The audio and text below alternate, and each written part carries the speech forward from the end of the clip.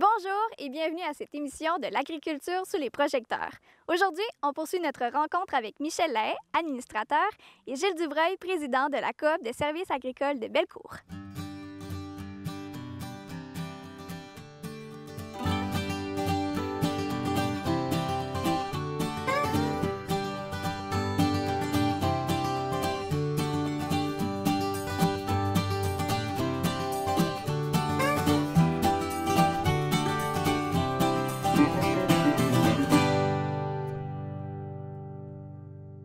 Alors, premièrement, Monsieur Lahaye, parlez-nous de votre parcours dans le monde municipal et agricole.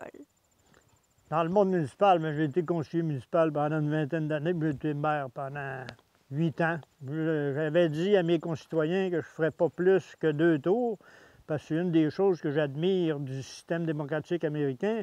Le président ne peut pas rester plus que 8 ans. Monsieur Lahaye, alors racontez-nous votre parcours dans le monde agricole cette fois-ci. Dans le monde agricole, j'ai été président de la coopérative agricole d'Amos à l'époque où on voulait installer des abattoirs un peu partout dans la région. On n'a pas réussi. On était déçus de ne pas avoir réussi, mais actuellement, à ma connaissance, il ne reste plus un seul abattoir dans tout le Québec. Ça nous console un peu de ne pas avoir réussi le nôtre. Mais ça reste que...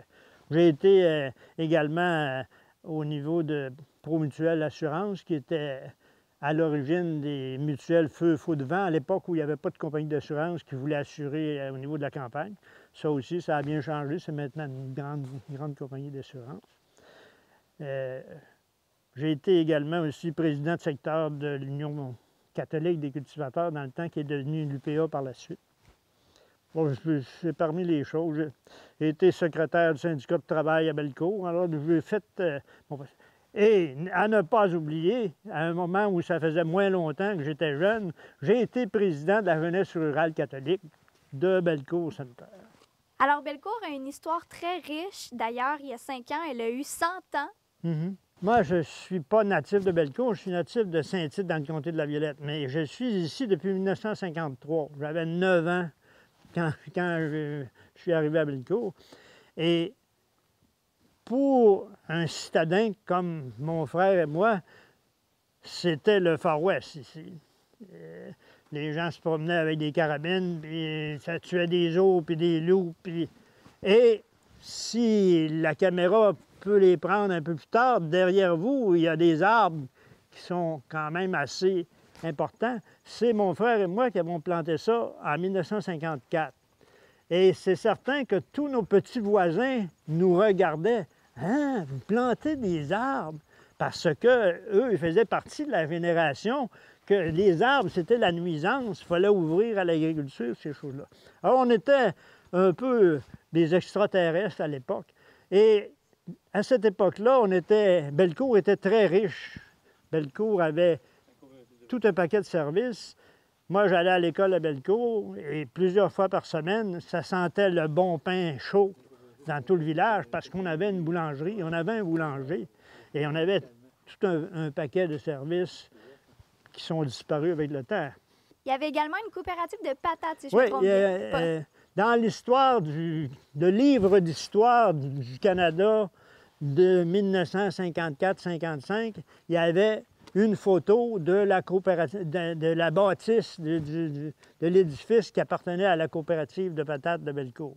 Et tout le rang 10, qui est l'autre côté du lac, c'est un terrain plutôt sablonneux et il y avait des tonnes de patates qui ont poussé là. Sauf que la coopérative a eu des problèmes de transport parce que les patates, ça se récolte à l'automne, puis parfois il y a du gel, puis il avait rempli tout un wagon de chemin de fer de patates pour aller vendre ça dans des endroits plus populeux. Puis il a resté trop longtemps sur la voie d'évitement, ça a gelé. Alors ça aussi, c'est un peu l'histoire de l'agriculture en général, c'est qu'on travaille avec du périssable. Si vous avez un bouvillon ou un poulet ou un dindon qui est prêt à vendre ou un porc, il faut qu'il soit vendu à ce moment-là, puis il faut qu'il soit entreposé de façon adéquate à ce moment-là. Mais le potentiel de faire pousser des pommes de terre à Bellecour est aussi grand. D'ailleurs, il y a des très gros producteurs de pommes de terre au Témiscamingue qui réussissent très bien. Mais le potentiel est ici. C'est une question d'organisation, de marché. C'est comme si ton auto brise en plein milieu des foins, puis que tu n'as pas de coopérative, tu en presses un, tu es mal pris. Bien, si tu récoltes des patates, puis si tu n'es pas capable de les vendre à temps, tu es mal pris. Alors, pas trop loin d'ici, je pense qu'il y avait un secteur qu'on appelait le Petit Montréal auparavant. C'était au moment de la crise des années 30.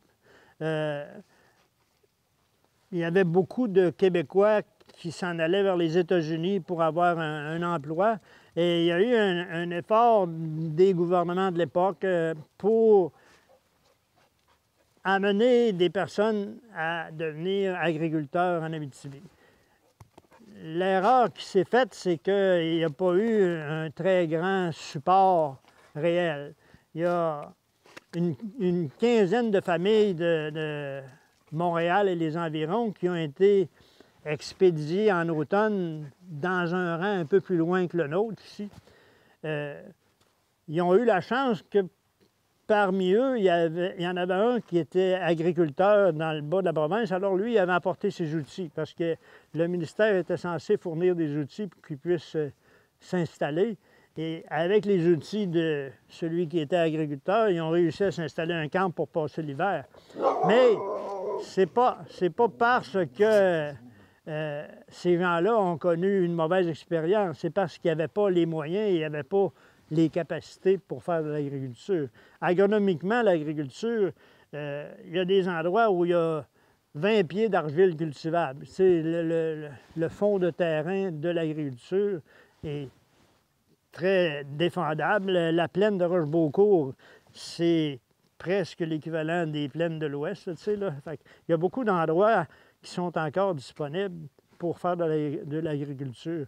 Mais c'est certain que on représente à peu près 1 2 peut-être du personnel, du nombre d'agriculteurs, du nombre de fermes de tout le Québec. Alors, on n'a pas un gros poids politique. Mais selon notre expérience à nous, en tout cas, c'est aussi bon pour faire de l'agriculture que dans n'importe quelle région comme le Lac-Saint-Jean ou d'autres places, sinon meilleur. Et avec le réchauffement climatique, on a regagné 2 semaines de végétation par rapport à 1953. Fait que c'est pas si mal aussi. Pourriez-vous me parler du déclin de l'agriculture?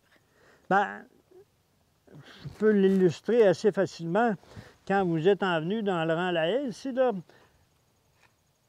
au chemin qui est hanté, là, qui finit hanté, là, il y avait 2 maisons, là. Une très grosse qui avait 2 familles à l'intérieur, puis une un peu plus petite. Et le ministère de l'Agriculture a subventionné les gens pour qu'ils déménagent ces maisons-là en ville. Alors, c'est certain que à partir des années 50, aller aux années 70, il y avait une volonté de développement de l'agriculture. Mais à partir des années 70, le ministère de l'Agriculture a fait sortir un plan qui s'appelait le plan Côté du Vieux-Art, qui voulait fermer l'agriculture en Abitibi. C'était considéré comme une erreur d'avoir de l'agriculture en Abitibi. Et c'est bien certain que ici, notre petit village, à cette époque-là, dans les années 50 à 70, on avait une boulangerie, un restaurant, des religieuses, un curé avec une belle servante, 2 magasins généraux, 2 restaurants. Alors, ça a été planétaire, le retrait des gens des campagnes. Et nous, on a subi le contre-coup de toutes ces choses-là, parce que quand il y avait 4 agriculteurs dans le rang, ça justifiait beaucoup plus l'entretien qu'actuellement où il reste moins de personnes. Alors, on est bien chanceux d'exister encore. On est bien chanceux et bien content. Est-ce que vous vous souvenez de des endroits qui vous ont marqué quand vous étiez plus jeune, à Bellecour? Ah, bien, il y a beaucoup. Comme vous dites, quand vous êtes un petit garçon qui a été élevé sur l'asphalte dans une petite ville, tout était merveilleux. Un souvenir qui semble peut-être anodin, on voyageait à ce moment-là dans des 4 roues avec des rimes en fer, des grandes roues en bois avec un rime en fer. Et il est toujours resté dans ma mémoire le bruit de la roue avec un rime en fer sur le gravier. Ça faisait... On allait faire des commissions avec notre père ou notre grand frère au village. Puis là, nous autres, on se couchait dans le 4 roues en arrière. Puis là, je me souviens du bruit bien particulier que faisaient les roues de fer sur le gravier. Bien entendu, il y a des souvenirs moins heureux. Actuellement, on est en pleine pandémie, mais mon frère et moi, quand la grippe asiatique a passé, on devait avoir à peu près 17 ou 18 ans. Mon frère pouvait avoir 17, moi j'avais peut-être 15-16. Et on était proche de la mort. On est venu bien près d'y rester. Notre voisin, qui était du même âge que nous autres, Marc Marcotte, lui, il est décédé de ça. Et j'ai été sauvé par le jus de tomate. Parce qu'à un moment donné, ça faisait peut-être une semaine qu'on ne mangeait rien. On était couchés et on était fiévreux. Et dans ce temps-là, on était riches, ça n'avait pas de bon sens. Le docteur venait à la maison. Alors, le docteur Maflèche est venu faire un tour à la maison, puis il ne pouvait pas faire grand-chose. La pénicilline n'était pas très populaire à ce moment-là. Il dit « Donnez-leur des jus ». Et quand il a dit « Donnez-leur des jus », il a dit « Du jus d'orange, du jus de tomate ». Ça a fait comme un déclic. Alors, c'est ce qui nous a sauvés. On a commencé à boire du jus de tomate tranquillement pas vite, puis là, on s'est remis. C'est sûr que ma mère, qui aurait rêvé d'être infirmière, s'est repris un peu sur nous autres. Elle prenait bien soin de nous quand on était malades. Mais les pandémies, c'est pas nécessairement nouveau. C'est pas, ça s'appelle comme ça aujourd'hui. Monsieur Lahaye, est-ce qu'on peut savoir où est-ce que vous avez appris l'agriculture? Bien, on l'a appris de nos parents comme bien du monde, mais on l'a appris aussi. Il y avait... dans les années 50-60, une école d'agriculture à la ferme, de l'autre côté d'Amos. Et c'était à la même époque où on avait une belle grosse station de chemin de fer à Bellecour. Alors, on prenait le train à Bellecour et on s'en allait à l'école d'agriculture. Le train arrêtait à Bellecour pour ramasser l'étudiant et le débarquait à la ferme. C'était une grande bâtisse qui est encore là, un grand édifice fini en pierre taillée, là, c'est un bel édifice. Et à l'intérieur de ça, il y avait différents professeurs. J'ai beaucoup aimé mes études à l'école d'agriculture parce que c'était... Les classes aviateurs étaient, à mon humble avis, des enseignants d'avant-garde.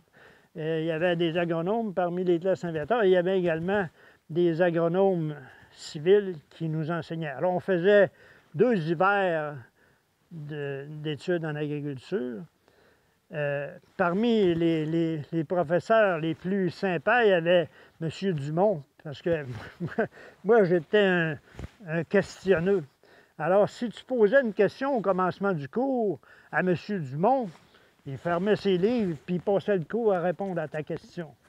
Et je pense que c'était très sage parce que moi j'ai continué à appliquer ça. C'est quand il y a une personne qui te pose une question, tu es sûr qu'il y a au moins une personne dans la classe qui est intéressée à ce que tu dis. C'est très simple comme façon de voir. J'ai ensuite été choisi pour être animateur de cours aux adultes. J'ai donné des cours aux adultes en production végétale pendant plusieurs années durant l'hiver.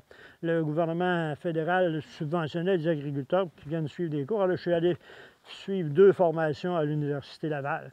C'est là que j'ai constaté que sur l'espace de 10 ans, le chimique avait pris le contrôle de l'agriculture. Parce qu'en 1960, à l'école d'agriculture, on parlait de rotation de culture pour protéger les sols puis de bonne utilisation des fumiers. Et quand je suis allé à l'Université Laval, il était question d'ajustement des buses pour épandre de l'atrazine pour tuer tout ce qu'il y avait avant de semer du blé d'Inde. Mais j'ai été à bonne école. J'ai entendu parler d'un phénomène environnemental spécial à Bellecour. Est-ce que vous pourriez m'en dire plus? Si vous parlez de la plante qui pousse éternellement et qui s'appelle Lathyrus pratensis en latin ou gesse des prés en français, c'est une plante que nous, on a découvert quand on a acheté des lots parce que Maintenant, on possède 11 lots ici. On les a achetés à l'époque où personne n'en voulait. Puis on les a, selon les connaisseurs, on les a toujours payés trop cher, mais en tout cas, là, pour le moment, on les a. Et sur un de ces lots-là, il y avait cette plante-là qui poussait. Selon le frère Marie-Victorin, il écrivait dans la Flore laurentienne que les Lathyrus pratensis, gestes des prés, poussaient un peu autour de l'île d'Orléans et dans Kamouraska. Et comme par hasard, M. Dionne était originaire, qui était le propriétaire de ces lots-là, était originaire de Kamouraska. Alors j'ai comme l'impression qu'il avait probablement monté de la semence, peut-être de l'avoine pour semer, mais à travers de ça, il y avait des Lathyrus. C'est une plante à implantation capricieuse, mais quand ça s'implante, ça remplace tout ce qu'il y a là. Puis ça donne un très gros rendement. C'est une plante voisine de la luzerne. Ça a à peu près les mêmes caractéristiques. Ça a un très haut taux de protéines. Le défaut principal de cette plante-là, c'est difficile à faucher parce que ça a beaucoup de masse. C'est plus difficile à sécher que du mil.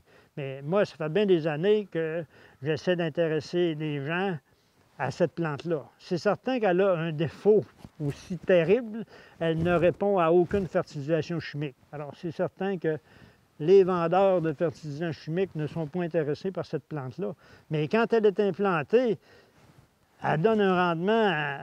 Nous autres, on a des pièces de terrain qui ont, comme je le mentionnais tout à l'heure, qui n'ont eu aucune fertilisation chimique, aucun traitement, aucun labour. Puis tu ramasses des quantités de on nourrit nos animaux grâce à cette plante-là. Environnementalement parlant aussi, il ne faut pas oublier de mentionner que l'Abitibi, puisque les terres sont moins chères que dans d'autres secteurs de la province, on peut se permettre de faire une agriculture plus extensive et d'employer moins de fertilisants chimiques parce que les terres sont moins dispendieuses. Parce que quand je parlais tout à l'heure de la ferme des Lavoie en Alberta qui expédiait pour 1 million de foin au Japon, c'est pas parce que les Japonais ne seraient pas capables de faire du foin, c'est parce que les terres sont trop chères pour récolter. Les autres, ils récoltent du maïs. Et heureusement pour nous, les ruminants, il faut qu'ils mangent du foin parce que s'ils mangent juste du maïs, ça ne fonctionne pas bien leur affaire. Le matin, quand vous vous levez, qu'est-ce qui vous motive à aller faire votre journée là, sur les champs? Oh, bien là, ça dépend des jours de l'année. En hiver, le travail qu'on a à faire est à l'intérieur de l'étable. Une des choses qui est très motivante, c'est que je ne me pose jamais la question à savoir si mon char va partir pour aller travailler. Je suis à 30 secondes de mon travail. Et en été, bien, quand ça va bien, quand il fait beau, c'est plaisant. Quand ça va mal, bien là, ça fait sortir le caractère, ce qui est peut-être bon pour prolonger la vie, d'être capable de sortir son caractère de temps en temps. J'imagine qu'un des aspects aussi qui est apprécié d'être agriculteur, c'est d'être votre propre patron. Ça aussi, c'est un mythe. L'agriculteur n'est pas son propre patron. Non? Ma fille a 70 têtes d'Angus qui lui commandent un paquet de choses. Elle est obligée de faire de la récolte de foin pour les nourrir. Alors, c'est un peu un mythe. Et moi, j'ai toujours fait de l'agriculture avec un et des partenaires. Et je pense qu'un des défauts de l'agriculture, c'est que les gens ne peuvent pas continuer avec un ou des partenaires. Parce qu'un ou des partenaires, des fois, ça fait des discussions assez corsées. Mais pour 10-15 000 $ de dépenses de moins par année, tu peux discuter un peu. Alors, un des défauts de l'agriculture, c'est que ce qu'ils appelait l'agriculture familiale, un couple avec une famille sur une ferme, mais ces gens-là sont comme un peu prisonniers de la ferme parce qu'ils ne peuvent pas confier leur ferme à n'importe qui. Tandis que quand tu as un partenaire, tu es moins prisonnier de ta ferme. Tu peux prendre... Nous, on prenait une fin de semaine sur 2, on prenait un mois de vacances par année à la fin. Comment on peut attirer des gens à venir faire de l'agriculture quand il y a les mines qui offrent des salaires concurrentiels ailleurs? L'agriculture a un problème avec les salaires des mines parce qu'on ne peut pas aller au même niveau, mais il n'y a pas seulement que l'agriculture. Là, en temps de COVID, il y a beaucoup de choses qui ont changé, mais il y a un bout de temps que tu allais dans les restaurants, puis c'était des dames d'âge de retraite qui faisaient le service parce que les jeunes s'en allaient se trouver une job à la mine qui était beaucoup plus payante qu'au niveau du restaurant. C'est une bénédiction d'avoir des mines d'or, même si c'est un métal qui n'a d'utilité que de faire plaisir à celui qui le possède, là-dessus. Là. Mais pour l'agriculture, c'est un handicap dans la vallée de l'Or. Parce que même à l'époque, à Sainte-Terre, où il y avait l'usine de réparation du CN, moi, j'aurais laissé la ferme, puis j'aurais triplé mon salaire dans le temps de le dire. Je me suis fait dire souvent, vends tes vaches, puis arrive en ville. Ce qui me fascine beaucoup, c'est que 50 ans plus tard, je rencontre les gars qui ont travaillé à la shop du CN, puis les gars qui ont travaillé à la mine, puis ils disent, « Ah, toi, on sait bien, t'as de l'argent. Comment ça se fait que moi, j'ai de l'argent, j'ai toujours travaillé 3 fois moins cher qu'eux autres? » Ça fait partie des mystères de la vie. T'sais. Est-ce que vous pourriez me parler de l'état des services pour l'équipement agricole en ce moment? Pour l'équipement agricole, on a vécu l'époque où il y avait, mettons, 3 ou 4 concessionnaires de machinerie agricole à Amos, puis quelques-uns à Val-d'Or, puis on a été un peu déclassé par les vendeurs d'équipements forestiers parce que c'était plus payant de vendre d'équipements forestiers. Et actuellement, les équipements forestiers se font jouer un peu le même tour par l'équipement minier parce qu'il y a tellement d'argent à faire dans les mines que tous les gens qui ont des compétences pour maintenir de l'équipement s'en vont du côté de l'équipement minier parce qu'il y a beaucoup plus de volume d'affaires dans ce secteur-là. C'est certain que le progrès technique est parfois une entrave à notre capacité de réparer l'équipement nous-mêmes. Et c'est un peu la même chose en foresterie. Il y a des ordinateurs sur les machines forestières, des ordinateurs sur les machines agricoles. Et quand l'ordinateur décide de ne pas fonctionner, c'est le technicien qui vient de l'extérieur, puis parfois, si c'est la fin de semaine de la fête nationale ou la fin de semaine du 1er juillet, ça y prend du temps avant de se pointer pour venir réparer la machinerie. Nous, on est un peu chanceux de ce côté-là parce qu'on a de la très vieille machinerie sans ordinateur. Dans un autre aspect de la question, avec les commandes par Internet, on est beaucoup avantagé par rapport à l'ancien système parce que l'ancien système, soit qu'on téléphonait au concessionnaire à Amos, puis là, il fallait aller chercher un morceau, donc comme ça. Maintenant, avec l'Internet, on peut avoir le portrait de notre équipement sur notre écran d'ordinateur et dire très précisément, monsieur, je veux avoir cette pièce-là. Et il nous envoie ça par DICOM. C'est plus vite et moins cher que c'était. Alors, il faut s'adapter à l'évolution, mais c'est certain que les communications nous favorisent. C'est très important pour le milieu rural d'avoir un bon système de communication fiable. Pas un système de communication que tout d'un coup, entre 3 heures et 5 heures, il ne fonctionne plus. Là, ça prend un système de communication fiable parce que pour passer la commande pour le morceau, on ne veut pas attendre 3 heures, on veut la procédure. Mais c'est sûr qu'actuellement, le système minier dévore tout ce qu'il y a de capital en région, capital humain et capital. C'est pas une mauvaise chose, mais parfois, ça nous rend la vie un peu difficile. Alors, tout à l'heure, vous disiez que votre fille est agricultrice. Oui. Est-ce que c'est une histoire de famille, l'agriculture? Ma fille est agricultrice. Elle a pris sa décision de s'occuper de la ferme sur le tard. Elle était proche de la quarantaine. Comme mon frère et moi, on a une certaine longévité, on a réussi à tenir la ferme en vie jusqu'à ce qu'elle se décide de s'en occuper. Elle voulait faire de l'élevage de chevaux, mais c'est pas payant du tout. Là, elle a un troupeau d'à peu près 70 Angus. Ça non plus, ça paye à peu près les frais de la ferme. C'est une décision personnelle parce que moi, j'ai jamais chanté la pomme pour qu'elle reprenne la ferme. C'est elle qui a décidé de le faire. Et elle travaille à l'extérieur pour assurer sa subsistance parce que la ferme ne peut pas payer de salaire. Peut-être qu'un jour, ça viendra, mais là, pour le moment, elle est comme tous nous autres, elle est bénévole sur la ferme. Elle reçoit un peu d'argent pour tenir la comptabilité.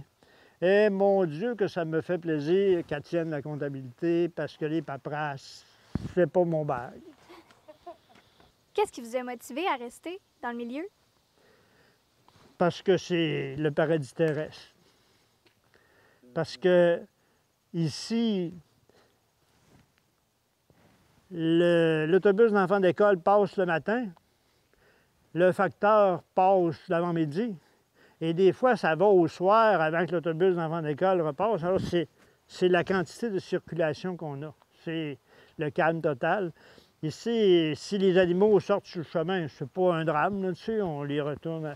Si on était à côté d'une route nationale ou des endroits où il y a eu des autoroutes qui ont passé, ou pire encore, un aéroport, ce ne serait pas le calme qu'on a actuellement. Alors, c'est un très bel endroit.